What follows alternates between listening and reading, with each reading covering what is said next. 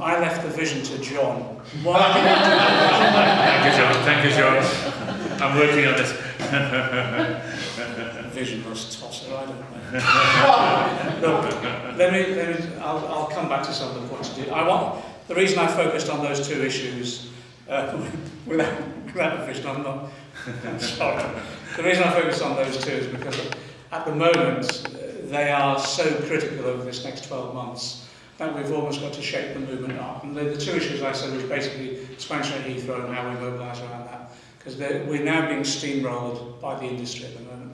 And when I say the industry, I mean the people who now own Heathrow, which is Qatar, China, and Ferrovial in Spain. So we're talking about this is one of the most important battles against global corporations and sovereign funds that we could fight in this coming year. So that's why I focused on that. And the second, I focused on rail nationalisation because I think we're at the tipping point at the moment. And if we can mobilise effectively, we've had a significant victory there.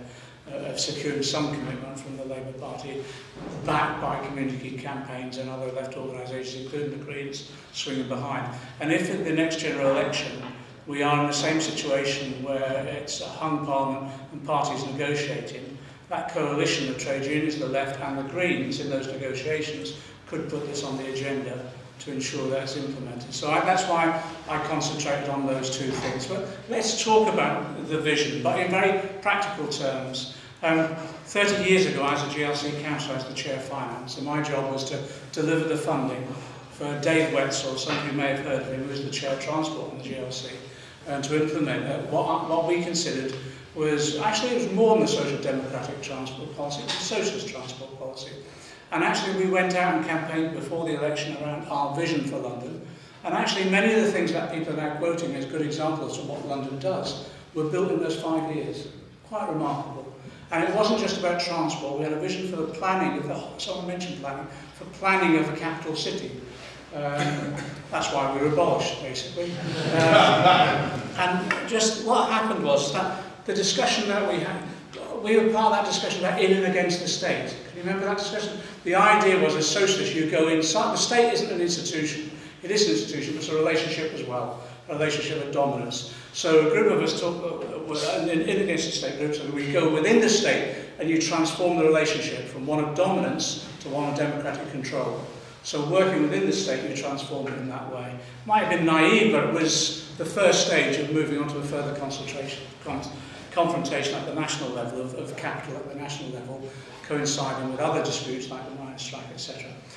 So the whole point of going into County Hall was to completely democratise it in every way possible, but to try and democratise it by integrating policy making overall. So the issue was about democratic control of our planning system and our transport system in integrating them together.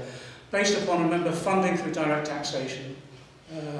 As chair of finance, I had the ability to raise the rates to whatever level I wanted and raise a business rate at the same time. So what we did is we hit the business rates and we redistributed the business rates around the boroughs. We had a targeted funding programme. We called them community areas. Those are the most deprived areas. We redistribute the wealth from the taxes, from the rates from the wealthy areas and business into those areas. And that's why large numbers of deprived boroughs got such significant investments during that period. We also established our own, even with the support of the Tories, I went out into the City of London and we set up our own capital fund. So we borrowed money on the whole basis of London as an asset.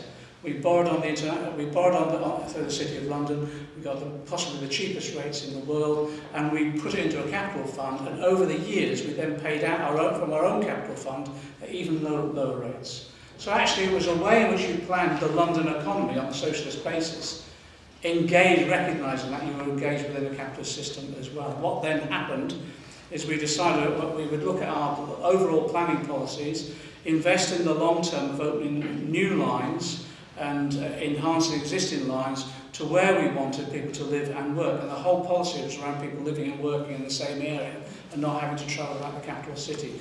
And if you remember, and this was really contentious, and it might be now, we also had local labour clauses. We introduced with companies that got a GLC contract, you had to employ local labour, you had to train that labour.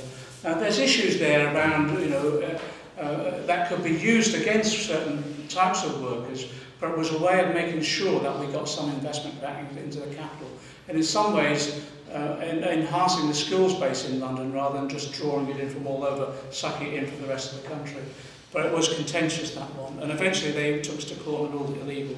So the idea was that you first of all, you massively raise funds, redistribute from the rich, particularly corporations and businesses, invest it in public services, plan those public services. And one of the key ones we had control over was public transport. So we invested massively, but at the same time we did it with a structure in which engaged the workers and also community representatives. We put, I've forgotten his name, an Socialist on the Ernest Rodko, one of the most creative people I've ever met. We put him on the board.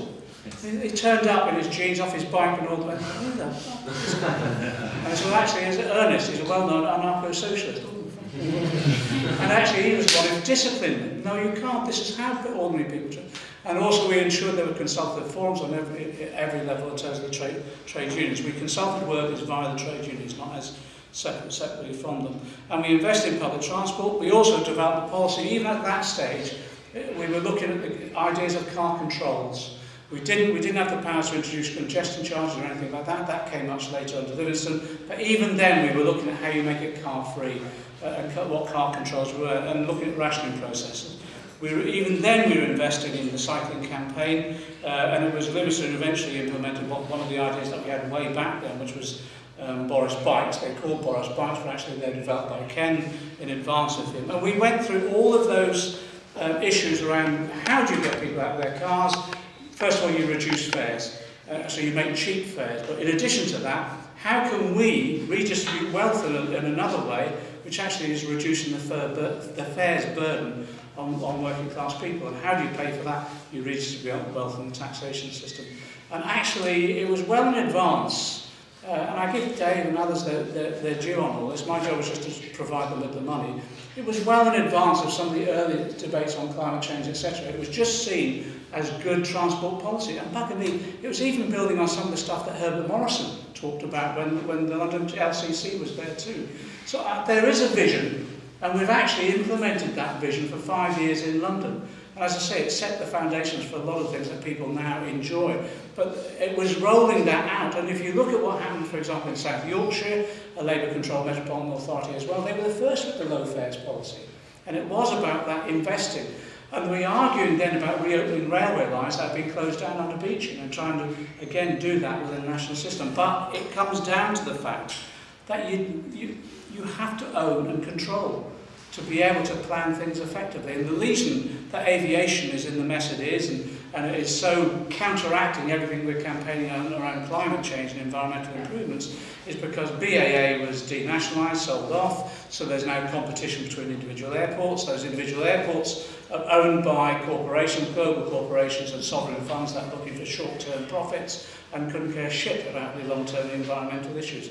So it is all around, I'm afraid, the democratic struggles that we're going on. So I think there is a vision there, and maybe we'll do another session around vision. But I think there is a vision there, but it's more than that. It's a concrete vision, because we've already implemented it in one city, and if we'd have been in power another 5 or 10 years, I think we would have beaten Freiburg off the piece.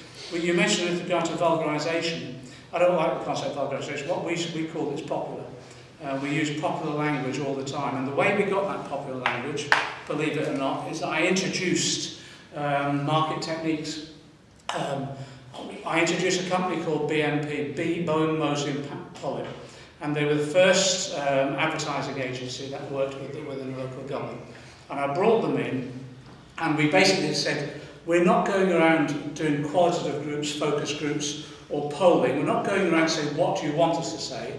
We're going to say, this is what we want to do. Let's test some words on you about how we sell that policy. So time after time, I would be sitting behind a glass screen, listening to people talk about our policy, testing words on how we sell them. I was polling all on a weekly basis. I was spending millions on polling. Why? Not to vulgarise, but to make popular the policies that we were implementing. And it wasn't asking what shall we do, saying this is what we're doing, here's how we want to sell it, here's how the words we want to use. And in that way, actually, we mobilised a campaign on the GRC. I don't want to go into golden age theory or anything like that, but actually the campaign against abolition of the GRC was one of the most effective campaigns that we had in this country.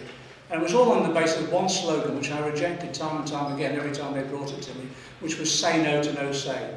It won every bloody award going. and the pollsters decided that every time I rejected something, it must be the one that they chose. But it was a way of not vulgarising, but making popular the concept that we had, which was around democracy, public ownership and control.